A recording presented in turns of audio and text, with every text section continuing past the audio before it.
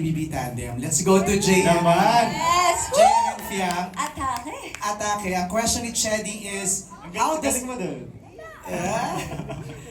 it feel to step into a major series and share the screen with highly acclaimed performers? Can you talk about what you've learned from working with these actors? And hindi ako kasi kami honestly ni Fiang, una pa lang ang nasa mata na namin is yung mga knowledge na ma-adapt namin working with these veteran actors, kahit sila Direk Manny, sila Direk Jojo. Doon kami nakafocus eh. Siyempre, mas nangingibabaw yung pressure, yung kaba, kasi first time namin mag ganito klase ng series, ng project. And siguro, hindi na lang kami nagpapatalo sa pressure, sa kaba na na-feel namin. Siguro mas nakafocus kami sa maa-adapt namin sa project na to, sa matututunan namin after ng gawin tong project na to. Agree. At ikaw, ano masasabi mo? Ganda! Ganda no? Ako... of course, ito yung first series with JM then, and kasama yung mga veteran actors, actresses. Grabe. Tsaka nung time na nag-storycon pa lang kami, grabe na yung kaba namin dalawa. Kasi nga first, hanggang ngayon na patapos na yung series na to, sobrang grabe pa din yung kaba namin. Kasi, syempre kailangan namin aralin kung ano yung roles namin. Tama? And then, of course, yung mga co-actors naman namin, sobrang generous nila. And pagka kunwari nahihirapan ka din talaga sa eksena mo, pagka nadidrain ka na, very generous lahat ng mga kasama namin dito. Oo, parang sponge ka lang dyan. Absorb ka lang ng absorb. Yes! Because Fiang, JM, you're working with Dina Bonnevie, Yes! Michael De Mesa, Hi, Mom! Hi, Erby Dad! Quizon, and Aramina. Grabe. Let's hear from them. Kaya Michael, how was it working with these young actors and doing Love Is Never Gone? Oh my, From 1 to 10. 10. Ay, di ba tapos yung question? Sorry. well, go. Ulit, gusto mo tapusin ko yung Ay, tanong? sige. Okay. Go ahead. Rate Joshua Garcia's kiss from 1 to 10. 10. Ayan, nag-isip pa. Care to explain? Hindi, kasi nakita nyo, di ba? Siya yung talagang grabe. Talagang ganun lang ako. Tapos siya, ang laki ng bibig niya. Bakit? Tatawa ka. Totoo naman eh. Tapos sabi ko, huy, grabe ka na sumipsip yung bibig ko. Yung lipstick ko nawawala. Tapos, ayun, okay naman. Magaling siya.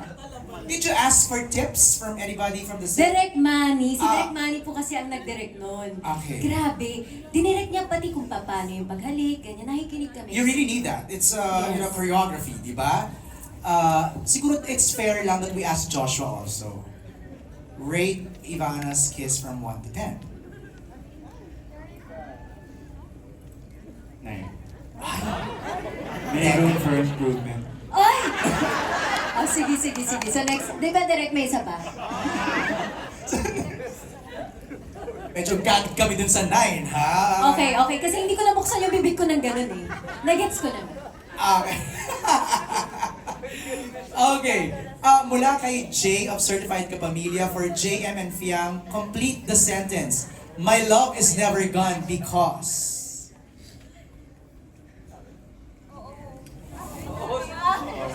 JM and Fiang, complete the sentence. My love is My never love gone is because... never gone because of you.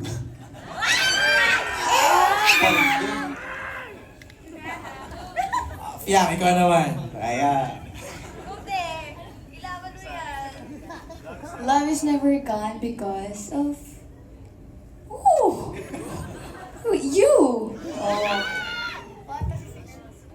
Of us!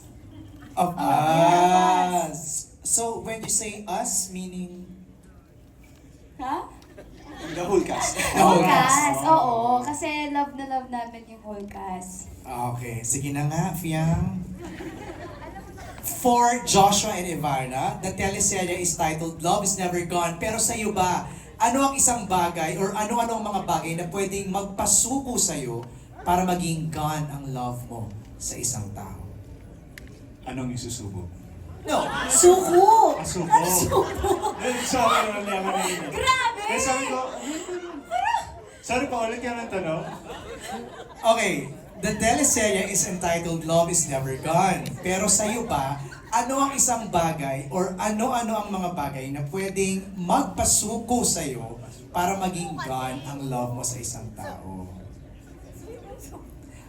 Ano yung mga bagay na pwedeng maging deal breaker? Ako para sa akin, ang cheating, lying, and ang hindi pagmamahal sa pamilya. Okay.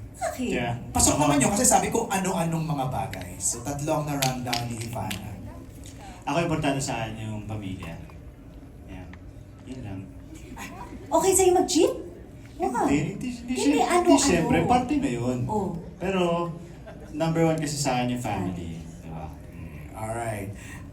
Next is for Miss Dina ulit from Janice Navida of Bulgar. Sa isa sa mga interviews mo na napapagod ka ng gumawa ng mga teleserye.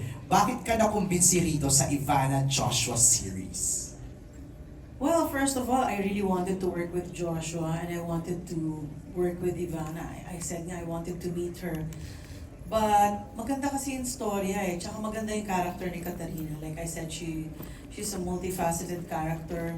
Weak siya pagdating sa anak niyang si Ace na talagang minamamasboy niya na kasi mahal na mahal niya. Doting mother naman siya kay Fiang.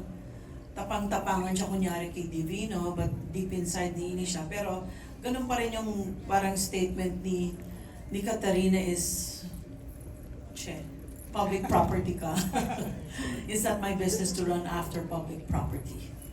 I know myself. Parang ganun. Hindi, minsan kasi nakakapagod minsan kapag teleserye, pag paulit-ulit yung story.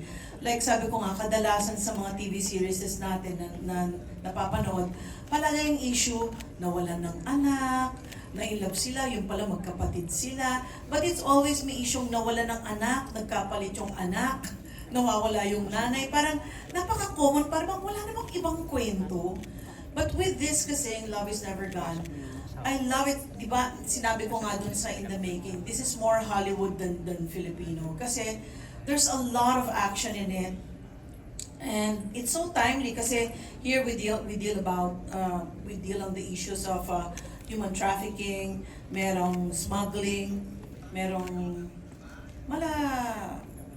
parang medyo diskaya yata ang role ko eh. Shh daw, sabi ni Direct Manny, shh. Hindi, parang kasi alahera siya.